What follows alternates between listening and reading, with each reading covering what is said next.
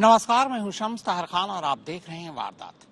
क्या माँ बाप का प्यार अगर बच्चों में बराबर बराबर न बट पाए तो बच्चे माँ बाप की जान ले लेंगे। दिल्ली के एक घर से बाहर आई एक बेटे की ये वो कहानी है जो हर एक माँ बाप को झकझोर कर रख देगी। एक बेटे ने अपने ही हाथों अपने माँ बाप और बहन को सिर्फ इसलिए मार डाला क्योंकि उसे लगता था कि उसके माँ बाप उससे कहीं ज्यादा उसकी बहन से प्यार करते हैं। बेटे की उम्र 20 साल है।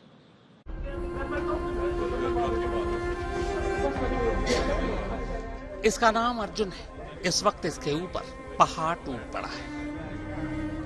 माँ बाप और बहन तीनों की किसी ने घर में हत्या कर दी। यह अपने परिवार में इकलौता जिंदा बचा है, मगर गम इतना बड़ा है कि आंसू थम नहीं रहे। आस पड़ोस के लोग लगातार इसे तसल्ली दे रहे हैं, पर ये चुप नहीं हो पा रहा, लगातार रोता ही जा रहा है। ये हटा लो, क्या हुआ? ये हटा लो, अभी मन नहीं है बताने का कुछ भी। ये भी अर्जुन है, पर यह तस्वीर कत्ल के कुछ घंटे बाद की है।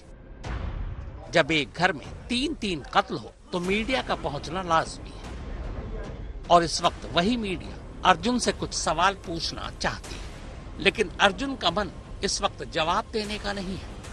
ये हटा लो, क्या हुआ? ये हटा लो, अभी मन नहीं है बताने का कुछ भी।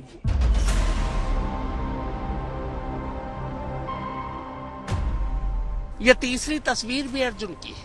अब आप कहेंगे कि इसमें तो पुलिस वाले दिख रहे हैं और बीच में एक नकाबपोश, तो अर्जुन कहाँ है? तो ध्यान से ऊपर की दोनों तस्वीरों को देखिए।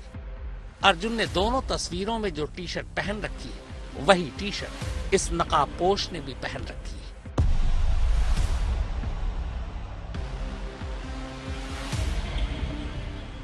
जी हाँ, यह नकाबपोश कोई और नहीं, वही अर्जुन है जिसे थोड़ी देर पहले आपने रोते हुए और फिर सवालों को टालते हुए देखा और सुना था।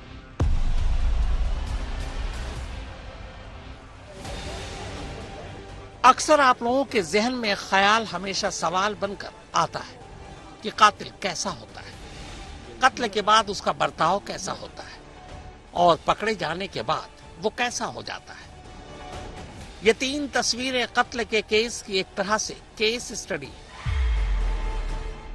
इन 3 तस्वीरों के जरिए आप कातिल के बॉडी लैंग्वेज को आसानी से परख और पकड़ सकते हैं।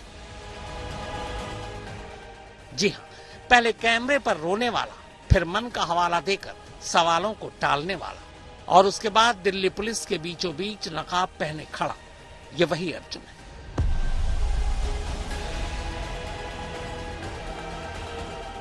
जिसने अपने हाथों से अपनी मां, बाप और बहन का एक साथ कत्ल किया है।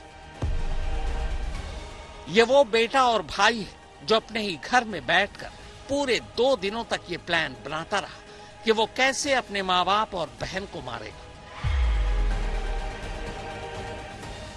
कमाल देखिए कि उन्हीं माँ बाप और बहन के साथ ये उसी घर में पूरे 2 दिन रहा, उनके साथ बातें की, माँ के हाथ का खाना खाया, बहन से मजाक किया, पिता से डांट खाई, पर किसी को ये भनक लगने नहीं दी कि इस घर में एक बेटे और भाई के हाथों ही 48 घंटे बाद 3 कत्ल होने वाले हैं। अब चलिए आपको सिलसिलेवार दिल्ली के घर से बाहर आई इस ट्रिपल मर्डर की पूरी कहानी सुनाता हूं।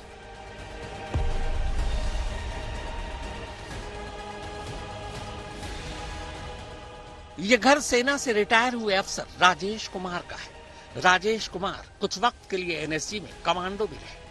2017 में वो सेना से रिटायर हो गए। घर में उनकी पत्नी कोमल, 23 साल की बेटी कविता और 20 साल का बेटा अर्जुन रहते थे। कविता और अर्जुन दोनों ही अभी पढ़ाई कर रहे थे। कविता पढ़ाई में बेहद तेज थी, जबकि अर्जुन पढ़ता तो दिल्ली यूनिवर्सिटी में था, लेकिन शौक बॉक्सिंग का था। स्पोर्ट्स कोटे से ही उसका कॉलेज में दाखिला भी हुआ। लेकिन पिता राजेश कुमार चाहते थे कि बेटा पढ़ लिख कर कोई अच्छी नौकरी करे। इसी को लेकर अक्सर वो अर्जुन को डांटते भी थे। 4 दिसंबर की सुबह 5:30 बजे रोजाना की तरह अर्जुन मॉर्निंग वॉक पर जिम बैग के साथ घर से निकला। 1.25 घंटे बाद लगभग 6:45 बजे जब वो घर लौटा तो उसकी चीखें निकल गई। घर के अंदर ग्राउंड फ्लोर पर बहन और मां, जबकि फर्स्ट फ्लोर पर पिता की लाश पड़ी थी। बेड और फर्श पर हर तरफ खून ही खून था। वो चीखता हुआ घर से बाहर आया। चीख सुनकर पड़ोसी भी आए। अर्जुन रो रो कर अब उन्हें घर के अंदर के मंजर बता रहा था। ये वीडियो ठीक तभी का है।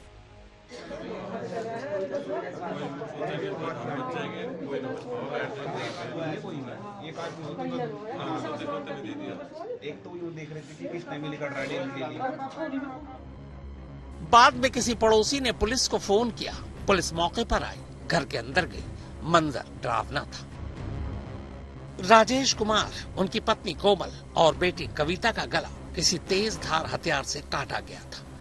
शुरुआत में पुलिस को यही लगा कि चूंकि अर्जुन वारदात के वक्त मॉर्निंग वॉक पर निकल गया था, इसीलिए उसकी जान बच गई। इसमें जो कॉलर है, इनिशियल कॉलर, वो बेटा ही है इनका जो डिसीज है। इसमें एक मेल, एक फीमेल और उनकी एक डॉटर है। इन तीनों का चाकू मार के स्टैबिंग से डेथ है। इनके बेटे ने ही कॉल करी है। बेटे ने बताया कि मैं सुबह मॉर्निंग वॉक के लिए गया था, वापस आके देखा तो इनका मर्डर हुआ पड़ा है। अभी हमने एफएसएल बुला लिया है मौके पे, फर्दर इन्वेस्टिगेशन चल रही है। हम कुछ लीड्स पे काम कर रहे हैं इस मामले में। सर, घर के अंदर किसी तरीके की कोई लूटपाट हुई है और घर के अंदर एंट्री अगर की गई हो तो कैसे की गई? घर के अंदर कोई ब्रेक इन साइंस नहीं है कहीं पे भी। अब यही देखने का वो है चीज की इन्वेस्टिगेशन में कैसे एंट्री हुई, मतलब क्योंकि कोई ब्रेक इन नहीं है, सब ताले अंदर से बंद थे। लड़का ताला बंद कर गया था और ऊपर छत का ताला भी अंदर से खुला हुआ है। नेपसराय इलाके में एक आदमी, उसकी बीवी और उसकी बेटी का मर्डर हो गया है। कॉलर उनके बेटे थे जो सुबह मॉर्निंग वॉक पे सैनिक फार्म्स गए थे। जब वापस आए तो उनके पूरे परिवार को ब्रूटली स्टैब होके मर्डर्ड कंडीशन में उनको पूल ऑफ ब्लड में मिला। उसके बाद जो तमाम आला अधिकारी है साउथ डिस्ट्रिक्ट की, डीसीपी साउथ से लेके स्पेशल सीपी मधुप तिवारी से लेके जॉइंट सीपी सदर्न रेंज, सारे भी यहाँ पर मौजूद है। उनके भाई से भी पूछताछ हो रही है। इसके अलावा जो सीसीटीवी कैमराज हैं उनको खंगाले जा रहे हैं। प्रिलिमिनरी जो इन्वेस्टिगेशन है उसको देखा जा रहा है। और जो स्पॉट है आप देख सकते हैं वही घर है जहां पे मर्डर हुआ है, जहां पे सारे दिल्ली पुलिस के ऑफिशियल्स अभी मौजूद है। एफएसएल टीम भी यहाँ पे मौजूद है। फिंगरप्रिंट्स भी कलेक्ट किया जा रहा है।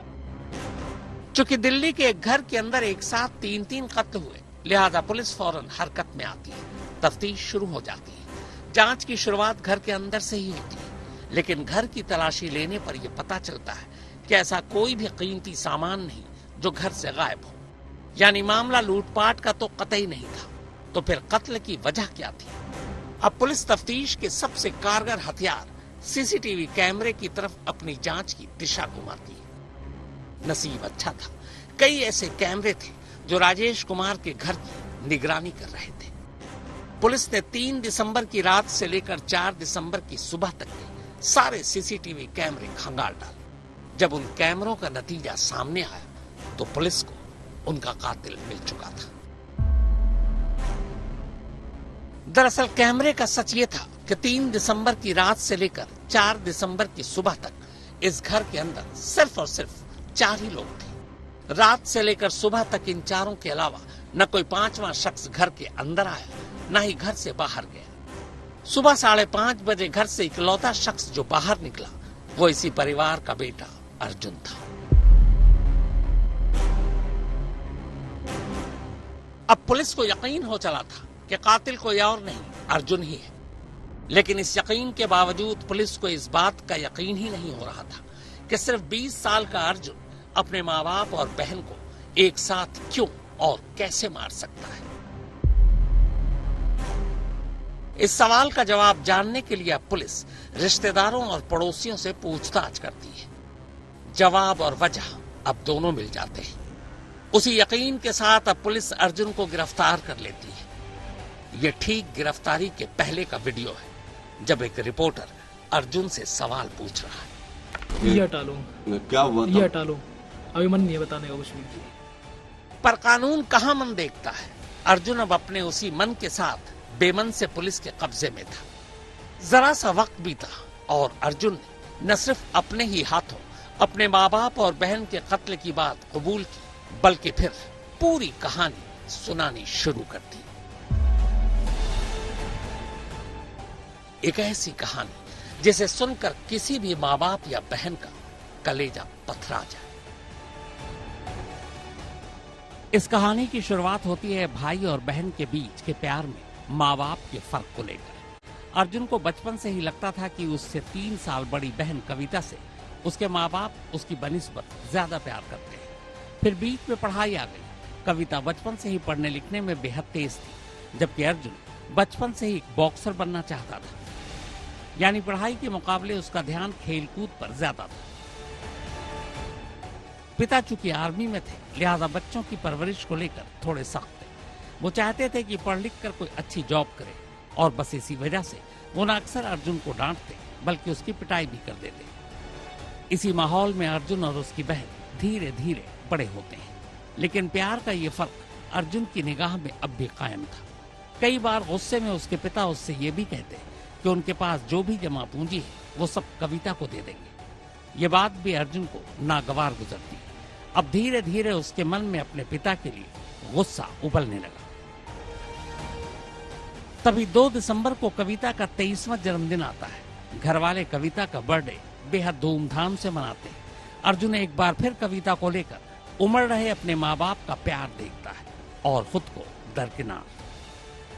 बदनसीबी से ये वही तारीख थी, यानी 2 दिसंबर, यानी बहन का जन्मदिन, जब अर्जुन एक खौफनाक फैसला लेता है। फैसला पिता को मार डालने का। पर फिर सोचता है कि पिता के साथ साथ माँ को भी मार दे। अब तक उसके जहन में माँ और बाप के ही कत्ल की बात थी। भाई बहन के बीच प्यार के बंटवारे के बावजूद वो अपनी बहन कविता को मारना नहीं चाहता था। लिहाजा अब 2 दिसंबर से वो अपने माँ बाप के कत्ल की साजिश बुनने लगा। उसने तय किया कि वो कत्ल रात को तब करेगा जब माँ बाप और बहन सो रहे। पर उससे अंदाजा था कि पिता आर्मी में रहे, लड़ सकते हैं। इसीलिए उसने प्लान बनाया कि वो एक ऐसा वार करेगा कि एक ही वार में काम पूरा हो जाए और पिता को बचने का मौका ही न मिले। कत्ल के लिए अर्जुन को अब एक तेज धार हथियार चाहिए था। उसे याद आया कि उसके पिता के पास एक सर्विस नाइफ जो बेहद तेज है। सबसे पहले चुपके से उसने उस नाइफ को चुराया। अब बस उसे कत्ल की तारीख चुननी थी और उसने चुन ली 4 दिसंबर। इस पूरे परिवार के लिए एक बेहद खास तारीख 4 दिसंबर अर्जुन और कविता के माँ बाप यानी राजेश कुमार और कोमल की मैरिज एनिवर्सरी थी। अर्जुन अब 2 दिसंबर से ही 4 दिसंबर के आने का इंतजार करने लगा। उसके पास पूरे 2 दिन थे, पर अगले 2 दिनों तक वो घर में ऐसा ही दिखना चाहता था जैसे सब कुछ नॉर्मल। इन 2 दिनों में वो अपने पिता से नॉर्मल बात करता, माँ पर प्यार बरसाता और बहन से हंसी मजाक करता। अगले 2 दिनों तक माँ और बहन के हाथों का खाना भी खाया और फिर आखिरकार 3 दिसंबर की रात आ गई। श्रेया चैटर्जी के साथ अमरदीप कुमार, दिल्ली आज तक। अर्जुन 2 दिनों तक उसी घर में रहकर घर वालों को ही मारने की साजिश रच रहा था और उसके बर्ताव से घर वालों को जरा भी शक नहीं हुआ। हालांकि कत्ल वाली रात उसे 2 कत्ल करने थे, लेकिन ऐन वक्त पर उसने तय किया कि वो माँ बाप के साथ अपनी बहन का भी कत्ल करेगा और फिर उसने पहला कत्ल अपनी ही बहन का किया। 3 दिसंबर को 11 बजे के बाद घर के 4 में से 3 सदस्य सो चुके थे। अर्जुन जाग रहा था। अब भी उसके जहन में यही था कि वो सिर्फ माँ और बाप का कत्ल करेगा। लेकिन 3 दिसंबर की रात उसे अचानक एहसास हुआ कि अगर वो अपनी बहन को भी मार दे तो फिर जो कुछ भी जायदाद है उसका वो इकलौता वारिस होगा। फिर उसे ये भी ख्याल आया कि कत्ल एक हो या एक से ज्यादा, कानून की नजर में सब बराबर है। लिहाजा ऐन वक्त पर उसने बहन कविता को भी मारने का फैसला कर लिया। इसके बाद जब उसे यकीन हो चला कि तीनों गहरी नींद में, तो सबसे पहले उसने अपनी उसी बहन कविता को अपने पिता की सर्विस नाइफ से मार डाला। कोई आवाज नहीं आई। इसके बाद खून से सने उसी चाकू को लेकर वो पहली मंजिल पर पहुंचा। पिता तब कमरे में अकेले सो रहे थे, माँ वॉशरूम में थी। नींद में सो रहे अपने बाप के गले पर उसने पूरी ताकत से वही चाकू घुमा दिया। आवाज इस बार भी नहीं आई। अब वो वही चाकू हाथ में लिए वॉशरूम के बाहर माँ के बाहर आने का इंतजार करने लगा। वो माँ ही थी जो अब तक जागी थी। इधर वो वॉशरूम से बाहर आई, इधर बिना मौका दिए उसने तीसरी बार चाकू गर्दन पर घुमाया। माँ फर्श पर गिर पड़ी। आवाज इस बार भी आई नहीं थी। 3 कत्ल करने के बाद बारी बारी से वो हर एक लाश के करीब गया, सिर्फ ये देखने के लिए कि किसी की सांसें तो नहीं चल रही। इसके बाद जब उसे यकीन हो गया कि सब मर चुके हैं, तब वो तसल्ली से घर के कोने में बैठ गया। अब अर्जुन को सुबह होने का इंतजार था। सुबह के 5:30 बजे तब उसने जिम बैग उठाया और घर से बाहर निकल पड़ा, ऐसे जैसे कुछ हुआ ही ना हो। इसके बाद सलाखों के पीछे जाने से पहले बस वो अपनी 3 तस्वीरें छोड़ गया। श्रेया चटर्जी के साथ अमरदीप कुमार, दिल्ली आज तक। तो वारदात में फिलहाल इतना ही, मगर देश और दुनिया की बाकी खबरों के लिए आप देखते रहिए आज तक।